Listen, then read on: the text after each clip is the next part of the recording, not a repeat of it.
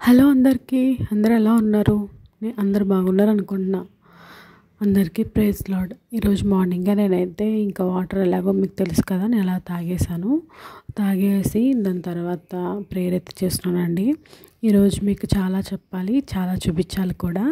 అంతకుముందు నేను ఈరోజు మీకు కొంచెం సీరియస్గా అంటే ఏం కాదండి, క్రైస్తవుడు ఎట్లా ఉండాలి దాని గురించి చెప్పాలనుకుంటున్నాను. అంతకుమించి ఏం కాదు. మీలో ఇలాంటి ఏమన్నా ఉంటే మీరే రెక్టిఫై చేసుకొని దేవునిలో మంచిగా ఉండాలని ఆశిస్తున్నాను. ఈరోజు నేను వాక్యమే చదువుకున్నానండి. ఎజ్రా 4వ అధ్యాయం చదివాను. అంతకన్నా ముందు మీకు ఈ విషయాలు తెలియాలి కదా, అందుకని చెప్పేసి దీని గురించి అయితే మీకు ఎక్స్ప్లెయిన్ చేస్తున్నాను. దీని గురించి మాకు అవసరం లేదు, మేము చూడము అనుకున్న వాళ్ళు మీరు ముందున్నది మాత్రం దీన్ని స్కిప్ చేసుకొని మిగతా చూడండి. నేనైతే క్రైస్తవులుగా ఎలా ఉండాలో మాత్రమే చెప్తున్నాను, అంతకు మించి ఏం కాదు. దీని గురించి మిమ్మల్ని ఏదో మార్చాలని మాత్రం అయితే కాదండి. నేను చెప్తున్నాను క్రైస్తవ జీవితం ఎట్లా ఉండాలి. మీలో ఇలాంటి ప్రాబ్లమ్స్ ఉంటే రెక్టిఫై చేసుకోవచ్చు. పాపం ఒప్పుకునే మనసు మీలో లేకపోతే నీవు క్రైస్తవుడు కావు. మనలో ఏమన్నా పాపం ఉంటే దాన్ని మనం తీసేసుకోవాలి. దేవునిలో మారుమనసు పొంది దాని బాప్తిసం ద్వారానే నువ్వు క్రైస్తవుడు అనబడతావు. విమర్శ, నింద నీకు భరించలేకపోతే, ఏదైనా కష్టం వచ్చినప్పుడు దాని నిందలైన పడినప్పుడు నువ్వు భరించలేకపోతే నువ్వు క్రైస్తవుడుగా అనబడవంటండి. అంతేకాదు, అందరికంటే నువ్వు గొప్పవాడుగా అనుకుంటున్నావేమో. ఒకవేళ నాకు అన్నీ ఉన్నాయి నాకేంటి అని అనుకుంటే మాత్రం అది క్రైస్తవులాగా అనిపించదు. గాయాలు భరించలేకపోతున్నాను, ఇలాంటి కష్టాలు వచ్చినాయంటే దేవునిలో ఉంటే అని అనుకుంటే అది క్రైస్తవుడి యొక్క లక్షణం కాదండి. సాటి వారికి సమస్య వచ్చినప్పుడు నువ్వు ఆదుకునేలా ఉండాలి. ఎవరైనా కష్టాల్లో ఉంటే నువ్వు ఆదరించేవాడుగా ఉండాలి. దేవుడు కూడా అనేక విషయాల్లో వారికి ఏదైనా కష్టం వచ్చినప్పుడు వెంటనే వెళ్తూ వచ్చాడు. అంతేకాదు వాళ్ళు స్వస్థపరుస్తూ కూడా వచ్చాడు. అది కూడా క్రైస్తవుడి యొక్క లక్షణము. ఇతరులు చూసినప్పుడు నువ్వు సాక్షిగా ఉండాలి. అది కూడా దేవుని యొక్క లక్షణము. నువ్వు క్రైస్తవుని యొక్క లక్షణం అండి. అంతేకాకుండా ఇతరుల కొరకు కొంతైనా మేలు చేయాలి. ఎవరైనా కష్టాల్లో ఉన్నారు, నీ దగ్గరకు వచ్చినప్పుడు సాయం అడిగినప్పుడు నువ్వు వారికి సహాయం చేసేవాడుగా ఉండాలి. కానీ నేను చేయలేను, నా వల్ల కాదు నేను అనేటట్టుగా నువ్వు ఉండకూడదు. ఎందుకంటే అది క్రైస్తవుడి యొక్క లక్షణం కాదండి. అంతేకాకుండా నీవు సుఖంగా ఉంటూ ఎదుటోళ్ళు బాధపడుతుంటే సంతోషించడం కూడా క్రైస్తవుడి యొక్క లక్షణం కాదండి.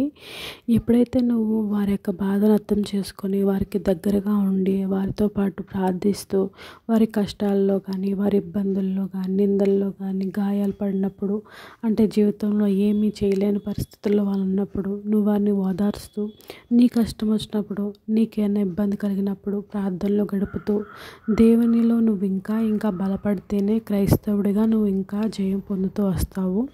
అది నేను చెప్పాలనుకున్నది. ఎప్పుడైతే మనం ఇలా అన్నిటిలోనే మనం కరెక్ట్గా ఉంటామో అప్పుడే క్రైస్తవుడు అనబడతారండి. అది మాత్రం మనం గుర్తుపెట్టుకోవాలి. ఒక క్రైస్తవుడుగా నువ్వు అనుభవించేది ఎదురులు చెప్పే విధానంలో నువ్వు ఉన్నావా లేదో ఒకసారి గమనించుకోండి. అదే నేను చెప్పాలనుకున్నది. ఇంక ఈరోజు మీకైతే సాంబార్ నేను చెప్పాను కదా, లాస్ట్ ఎపిసోడ్లో చెప్పాను కదా, నేను మీకు సాంబార్ కూడా చూపిస్తానని చెప్పేసి అదేనండి చూపిస్తున్నాను.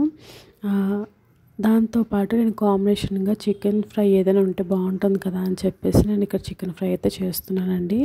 ఇది మీకు ఆల్రెడీ నేనైతే తర్వాత మీకు దీని గురించి చెప్తాను, క్లియర్గా ఎక్స్ప్లెయిన్ చేస్తూ చెప్తానులే అండి. ఇప్పుడైతే నార్మల్గా చూసేయండి. దీంట్లో నేనైతే చికెన్ బోన్లెస్ తీసుకున్నాను. దాంట్లో ఉప్పు, కారం, పసుపు, గరం మసాలా, చికెన్ మసాలా, అల్లం వెల్లుల్లి పేస్టు, కరివేపాకు, కొత్తిమీర వేసుకొని మంచి కలిపేసుకున్నాను. దీంట్లో నేను ఇంకా నిమ్మకాయ కానీ పెరుగు కానీ కార్న్‌ఫ్లోర్ కానీ ఇంకేం వేసుకోనండి. ఇదే ఉత్తిదే చాలా టేస్ట్గా వస్తుంది. నేను కొంచెం ఆయిల్తోనే నేను చేస్తాను. దీన్ని ఎలా చేస్తాను అనేది మీకు కరెక్ట్గా ప్రాసెస్ అంతా కూడా మీకు తర్వాత చెప్తాను. ఇదైతే చూడండి. దీంట్లో నాకు ఇంకా కారం అయితే సరిపోలేదు అనిపించింది. అందుకని చెప్పేసి ఇంకొంచెం కారం వేసుకొని పక్కన పెట్టేసుకున్నానండి. ఫస్ట్ అయితే నేను ఇలాగా ముందు సాంబార్ పెట్టేద్దామని చెప్పేసి మొత్తం అన్ని తీసుకొని పెట్టుకున్నాను. చూసారు కదా, నేను ఫస్ట్ అయితే ఇలా రెడీ చేసుకున్నాను. ఆనపకాయ, బీన్స్, చిక్కుడుకాయ, వంకాయ, బంగాళదుంప, టమాటా, ములక్కాడ అలాగ అన్నీ రెడీ పెట్టుకున్నానండి. ఇవి రెడీ పెట్టుకుని ఇవే కాదు, ఇంకా మనం దీంట్లో కాలీఫ్లవరు, క్యాబేజీ, దీంతోపాటు క్యారెట్, రాడిష్ ఇవన్నీ తీసుకోవచ్చు. మీ దగ్గర ఎన్ని ఉంటే అన్నీ, దొండకాయ ఇవన్నీ రెడీ పెట్టుకోవచ్చు. అంటే ఇవన్నీ తీసుకోవచ్చండి, మీకు నచ్చినన్ని తీసుకోండి. నా దగ్గర ఇవి ఉన్నాయి కాబట్టి నేను ఇవి యూజ్ చేసుకున్నాను. ఇక్కడ చూసారా, నేనైతే ఇక్కడ పప్పు నానబెట్టుకుని 2 అవర్స్ ముందే నానబెట్టుకుని పక్కన పెట్టేసుకున్నానండి. ఇందులో నేను ఏం వేసానంటే కందిపప్పు, దాంతోపాటు కొంచెం పెసరపప్పు, దాంతోపాటు శనగపప్పు, ఈ 3 వేసుకుని నానబెట్టుకున్నాను.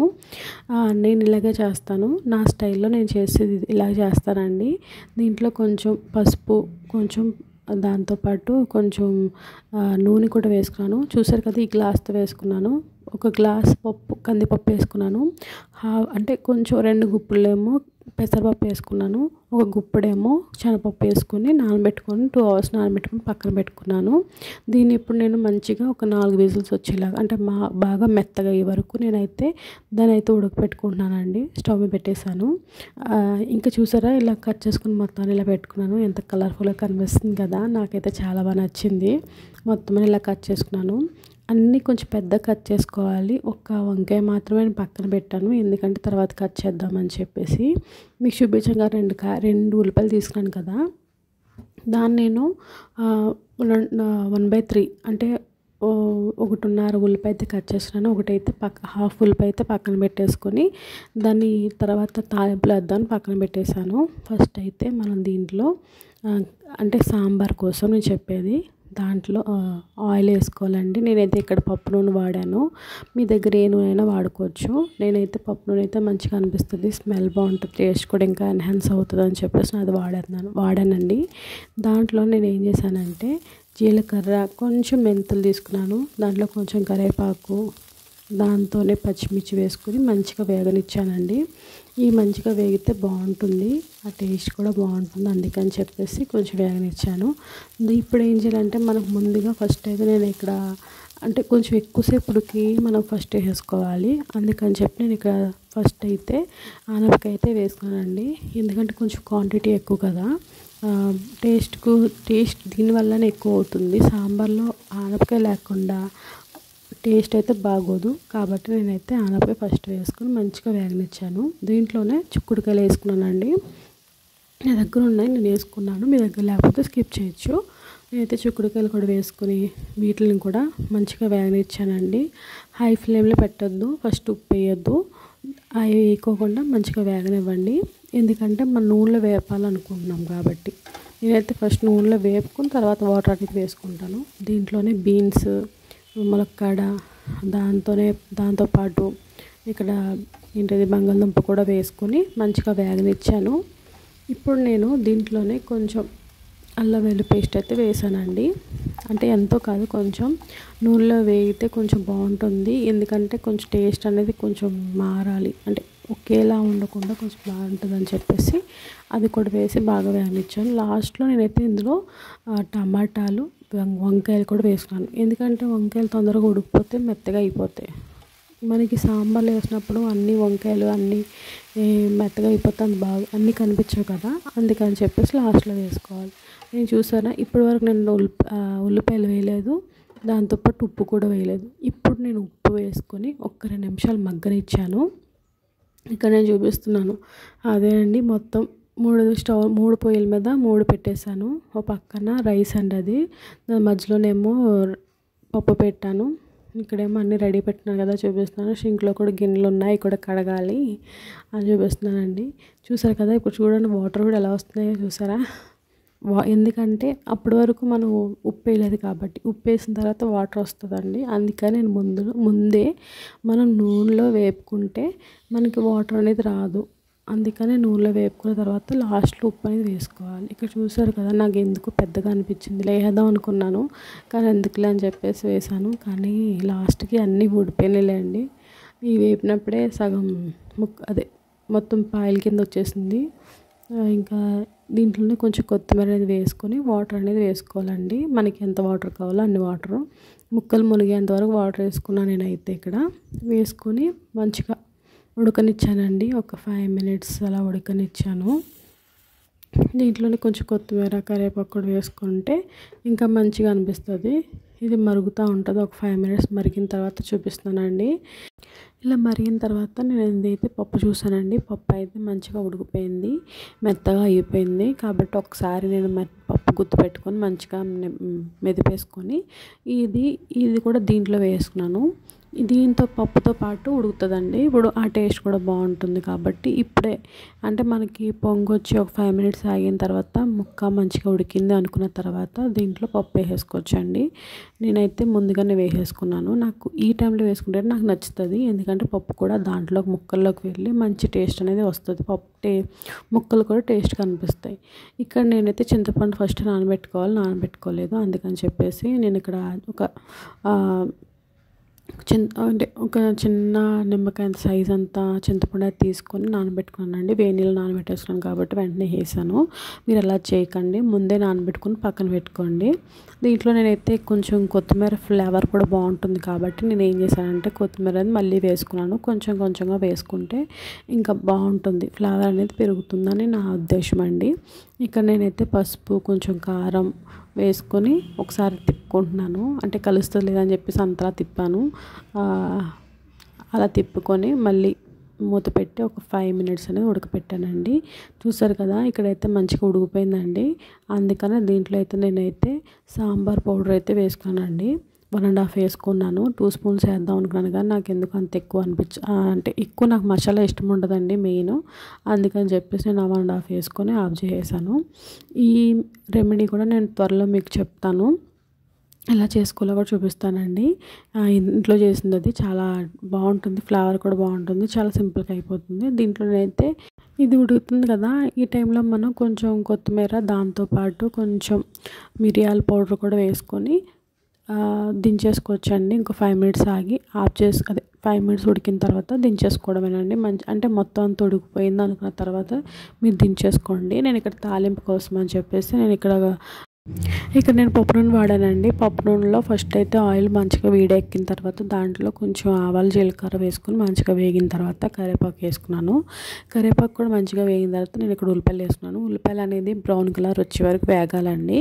అది మాత్రం గుర్తుపెట్టుకోండి. మనకి ఇదే మంచిగా ఫ్లేవర్ అనేది ఇస్తుంది. ఇందులోకి సాంబార్లోకి నేను చెప్పేది, సాంబార్లోకి పప్పుచారులోకి ఇలా బాగుంటుంది.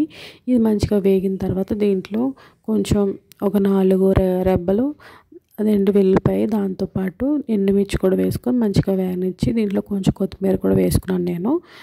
మీకు నచ్చుతుందంటే వేసుకోండి, నాకు ఇష్టం ఇలాగా అందుకని ఇలా వేసుకున్నాను.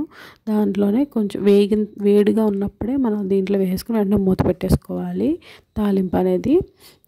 అది అయిపోయింది. పక్కన ఇక్కడ ఆయిల్ వేసుకొని అది వేగిన తర్వాత నేను ముందుగా మనం రెడీ చేసి పెట్టుకున్నాం కదండి చికెన్ ఫ్రై కోసం అని చెప్పి, అది నేను స్లోగా ఒక స్పూన్ వేస్తున్నాను.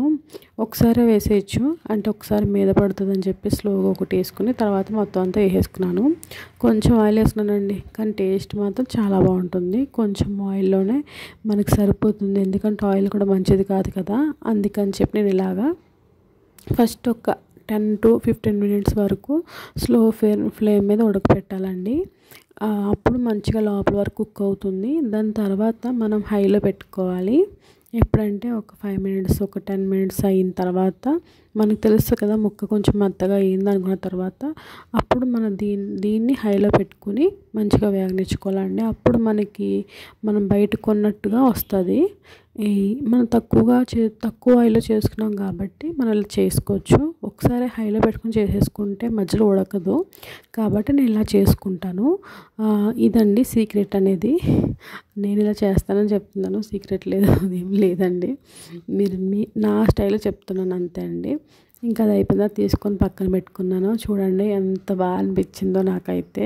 నేను దీంట్లోకి మనం ఇందాక బంగాళదుంప కట్ చేసుకున్నాం కదా, నాకు ఎక్కువ అనిపించింది.